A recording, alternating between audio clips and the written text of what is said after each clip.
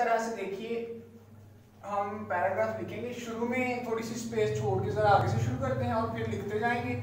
एक हाशिए से शुरू करेंगे, दूसरे हाशिए तक लिखते जाएंगे।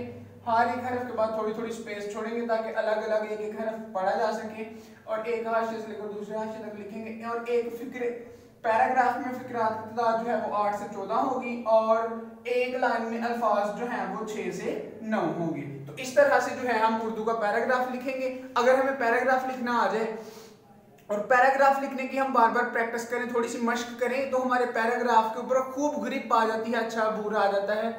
और जब हमारा पैराग्राफ लिखने पे बूर आ जाता है तो फिर इनडायरेक्टली हमारी उर्दू की लिखाई जो है वो परफेक्ट हो जाती है। तो फिर पैराग्राफ को खूब गौर से देखें, बार बार इस वीडियो को देखें और बार बार इसको प्रैक्टिस करें। ये मैंने एक पैराग्राफ लिखा है, आप इस तरह के सैकड़ों पैराग्राफ की प्रैक्टिस कीजिए ताकि आपको भी इस फन में कमाल व महारत हासिल हो। Thank you very much.